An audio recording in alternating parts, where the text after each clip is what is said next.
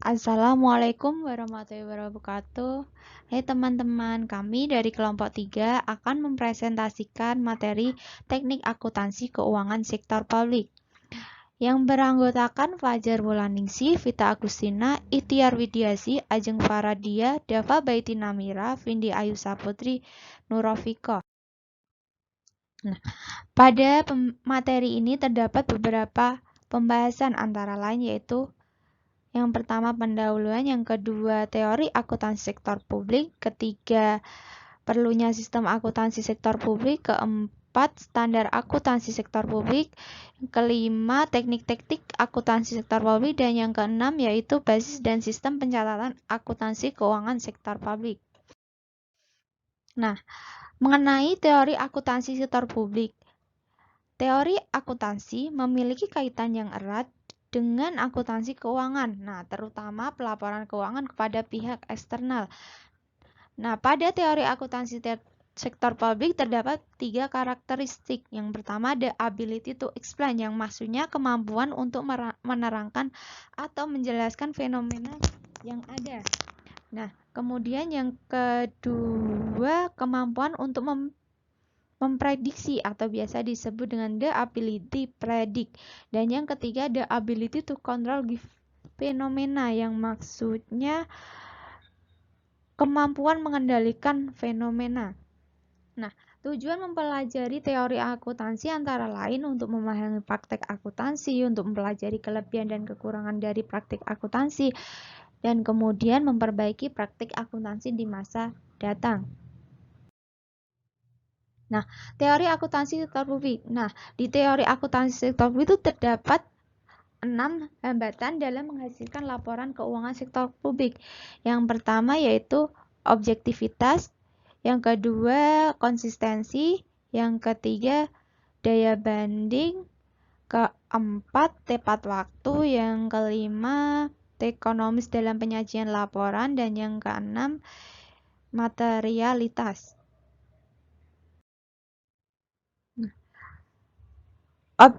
Objektivitas. Di sini tuh objektivitas merupakan kendala utama dalam menghasilkan laporan keuangan yang relevan. Maksudnya laporan keuangan disajikan oleh manajemen untuk melaporkan kinerja yang telah dicapai oleh manajemen selama periode waktu tertentu kepada pihak eksternal yang menjadikan stakeholder organisasi. Kemudian sering disebabkan oleh adanya benturan kepentingan antara kepentingan manajemen dengan kepentingan stakeholder. Manajemen itu tidak selalu bertindak untuk kepentingan stakeholder, namun seringkali ia bertindak untuk memaksimalkan kesejahteraan mereka dan mengamankan posisi mereka tanpa memandang bahaya yang ditimbulkan terhadap stakeholder lain. Misalnya itu karyawan, investor, kreditor, dan masyarakat. Kemudian objektivitas itu dapat dijelaskan melalui teori kontrak atau biasa disebut dengan contracting teori. Proses kontrak menghasilkan hubungan keagenan atau biasa disebut dengan agency relationship. Hubungan keagenan muncul ketika salah satu pihak atau biasa disebut dengan prinsipal mengontrak pihak lain atau biasa disebut dengan agen untuk melakukan tindakan yang diinginkan oleh prinsipal. Kemudian konsistensi. Konsistensi itu mengacu pada penggunaan metode atau teknik akuntansi yang sama untuk menghasilkan laporan keuangan selama beberapa periode berturut-turut. Kemudian konsistensi merupakan penerapan metode penting karena organisasi memiliki orientasi jangka panjang. Dan setelah itu daya banding. Laporan keuangan sektor publik hendaknya dapat diperbandingkan antara periode dan dengan instansi lain yang sejenis. Kemudian digunakan untuk membandingkan kinerja organisasi dengan organisasi lain sejenis.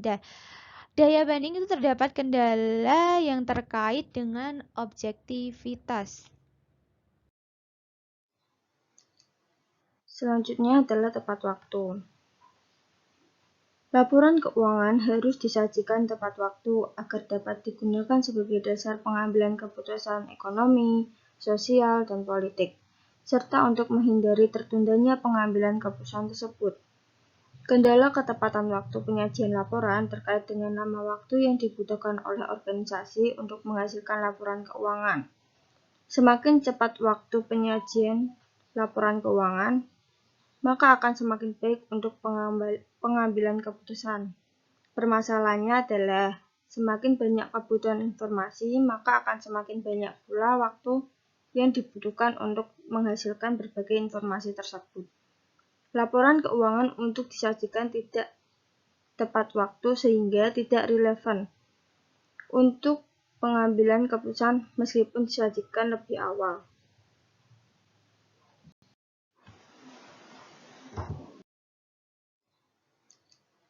Selanjutnya adalah tepat waktu. Laporan keuangan harus disajikan tepat waktu agar dapat digunakan sebagai dasar pengambilan keputusan ekonomi, sosial, dan politik, serta untuk menghindari tertundanya pengambilan keputusan tersebut. Kendala ketepatan waktu penyajian laporan terkait dengan nama waktu yang dibutuhkan oleh organisasi untuk menghasilkan laporan keuangan.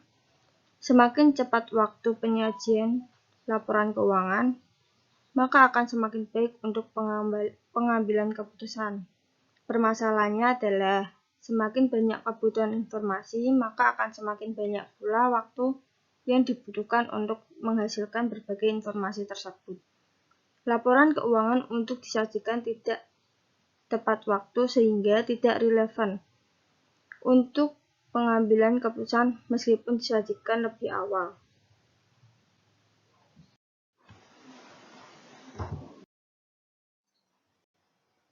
Ekonomis dalam penyajian laporan.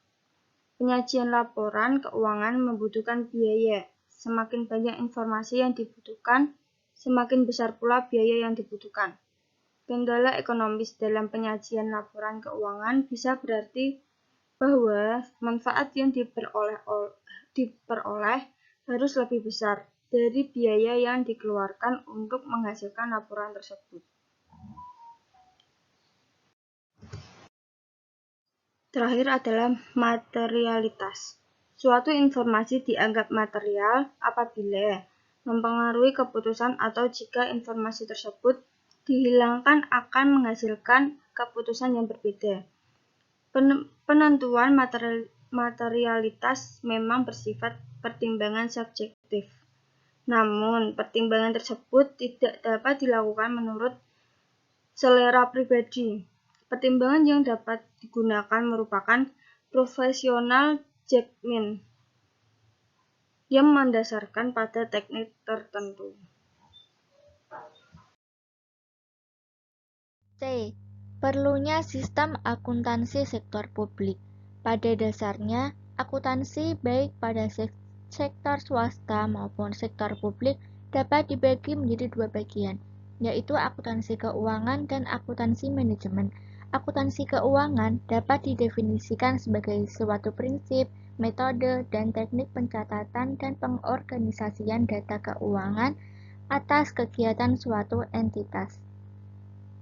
Ruang lingkup akuntansi keuangan pemerintah meliputi semua kegiatan yang mencakup pengumpulan data, penganalisaan, pengklasifikasian, pencatatan, dan pelaporan atas transaksi keuangan pemerintah sebagai suatu entitas serta penafsiran hasilnya. Sisi tahun 1978 dalam Clean tahun 1993 menjelaskan aturan dasar sistem akuntansi keuangan sebagai berikut. Yang pertama, identifikasi. Identifikasi kegiatan operasi yang relevan. Hanya kejadian dan kegiatan ekonomi yang relevan yang akan dicatat dalam sistem akuntansi keuangan. Yang kedua, pengklasifikasian kegiatan operasi secara tepat. Penentuan waktu pengakuan untuk setiap jenis operasi. Pada prinsipnya, suatu operasi dapat diakui pada tahap tertentu dari proses transaksi. Yang ketiga, adanya sistem pengendalian untuk menjamin reliabilitas. Sistem ini memiliki dua komponen, yaitu formal dan substansial. Yang terakhir, menghitung pengaruh masing-masing operasi. Terdapat beberapa kesamaan akuntansi keuangan, baik pada sektor publik maupun sektor swasta. Kemudian, bab selanjutnya yaitu membahas mengenai standar akuntansi sektor publik. Standar akuntansi merupakan pedoman atau prinsip-prinsip yang mengatur perlakuan akuntansi dalam penyusunan laporan keuangan, yang mana untuk tujuan pelaporan kepada para pengguna laporan keuangan. Standar akuntansi sangat diperlukan untuk menjamin konsistensi dalam pelaporan keuangan.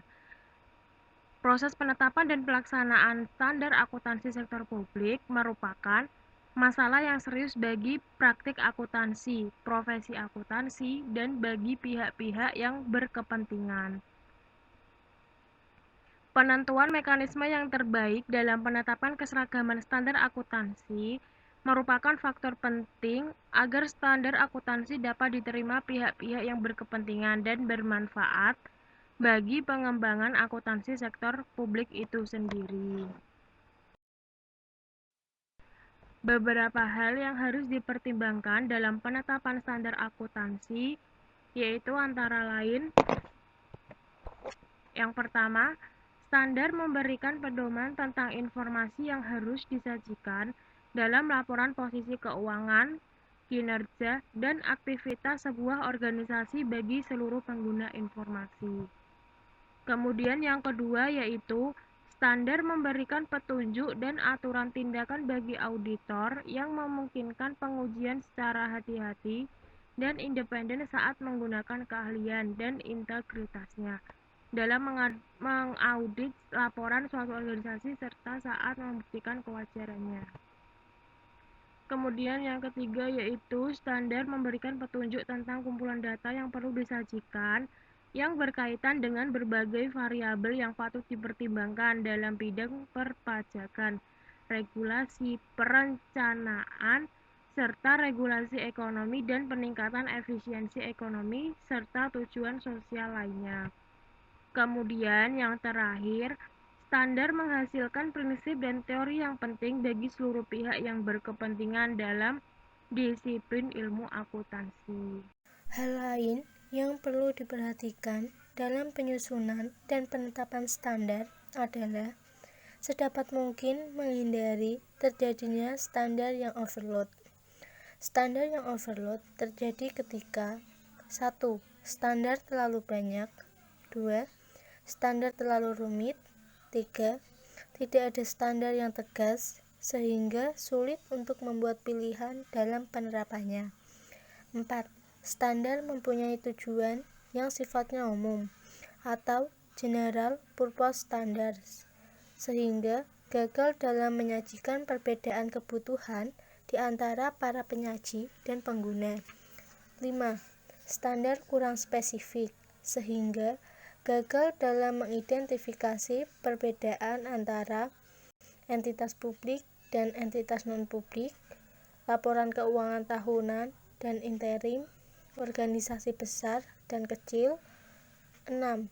Pengungkapan yang berlebihan, pengukuran yang terlalu kompleks, atau kedua-duanya. Untuk selanjutnya yaitu teknik-teknik akuntansi sektor publik. Terdapat beberapa teknik akuntansi keuangan yang dapat diadopsi oleh sektor publik, yaitu 1. Akuntansi anggaran, 2. Akuntansi komitmen, 3. Akuntansi dana. Yang pertama yaitu akuntansi anggaran. Akuntansi anggaran merupakan teknik akuntansi yang menyajikan jumlah yang dianggarkan dengan jumlah aktual dan dicatat sebagai berpasangan atau double entry. Tujuan utama dari teknik ini adalah untuk menekankan peran anggaran dalam siklus perencanaan, pelaksanaan, dan pertanggungjawaban. Kelemahan dari teknik akuntansi anggaran adalah teknik ini sangat kompleks. Yang kedua yaitu akuntansi komitmen. Akuntansi komitmen adalah sistem akuntansi yang mengakui transaksi dan mencatatnya pada saat order dikeluarkan. Tujuan utama akuntansi komitmen adalah untuk mengendalikan anggaran. Akuntansi komitmen mengakui transaksi ketika organisasi melakukan transaksi tersebut. Hal ini berarti bahwa transaksi tidak akan diakui ketika kas telah dibayarkan atau diterima. Tidak juga ketika faktur diterima atau dikeluarkan, akan tetapi pada waktu yang lebih awal, yaitu ketika order dikeluarkan atau diterima. Yang ketiga yaitu akuntansi dana. Sistem akuntansi dana adalah metode akuntansi yang menekankan pada pelaporan pemanfaatan dana, bukan melaporan organisasi itu sendiri. Sistem akuntansi dana dibuat untuk memastikan bahwa uang publik dibelanjakan untuk tujuan yang telah ditetapkan. Dana dapat dikeluarkan apabila dapat diotorisasi dari Dewan Legislatif, pihak eksekutif, dan karena tuntutan peraturan perundangan. Terdapat dua jenis dana yang digunakan pada organisasi sektor publik. 1. Dana yang dapat dibelanjakan yang digunakan untuk mencatat nilai aktiva, utang, perubahan aktiva bersih, dan saldo dana yang dapat dibelanjakan untuk kegiatan yang tidak bertujuan mencari laba. Jenis laba ini digunakan pada organisasi pemerintahan. Yang kedua yaitu dana yang tidak dapat dibelanjakan untuk mencatat pendapatan, biaya, aktiva, utang, dan modal untuk kegiatan yang bersifat mencari laba. Jenis dana ini digunakan pada organisasi bisnis. Selanjutnya yaitu F. Basis dan sistem pencatatan akuntansi keuangan sektor publik. Yang pertama ada basis kas. Pada penerapan akuntansi berbasis kas, pendapatan dicatat pada saat kas diterima, dan pengeluaran dicatat ketika kas dikeluarkan. Manfaat utama penerapan kas basis adalah mencerminkan pengeluaran yang akuntabel dan objektif. Namun demikian, pencatatan dengan basis kas kurang mencerminkan kinerja secara keseluruhan, karena belum dapat menyajikan hak dan kewajiban organisasi secara utuh. Yang kedua ada basis akrual. Pencatatan akrual diyakini dapat menghasilkan laporan keuangan yang lebih komprehensif dan relevan untuk pengembalian keputusan ekonomi, sosial, dan politik. Basis akrual diterapkan agak berbeda antara property fund dan governmental fund, karena biaya diukur dalam property fund sedangkan ekspeditur fokusnya pada general fund. Yang ketiga ada basis kas menuju akrual atau transisi ke akrual. Pada masa transisi dari basis ke basis akrual, banyak entitas sektor publik menerapkan basis modifikasi, yang sering disebut dengan cash toward accrual atau cash transitioning to accrual. Berdasarkan penjelasan sebelumnya, dapat diketahui bahwa basis cash dan basis accrual dalam akuntansi memiliki karakteristik yang berbeda. Dengan perbedaan karakteristik tersebut, tentunya peralihan basis akuntansi dari cash menjadi accrual membutuhkan beberapa penyesuaian. Antara lain pada standar akuntansi, sistem akuntansi, teknologi informasi pendukung, serta mindset dan pengetahuan para pengelola keuangan dan penyusun laporan keuangannya. Yang terakhir ada single entry dan double entry. Double entry ditunjukkan untuk menghasilkan laporan keuangan yang auditable dan traceable. Sistem pencatatan transaksi keuangan single entry merupakan sistem pencatatan tunggal. Artinya, setiap transaksi keuangan hanya dicatat di jurnal sekali. Single entry pada awalnya digunakan sebagai dasar pembukuan dengan alasan utama demi kemudahan dan kepraktisan. Seiring dengan semakin tingginya tuntutan diciptakannya good governance, yang berarti tuntutan adanya transparansi dan akuntabilitas dalam pengelolaan keuangan organisasi sektor publik, perubahan dari sistem single entry menjadi double entry dipandang sebagai solusi yang mendesak untuk diterapkan.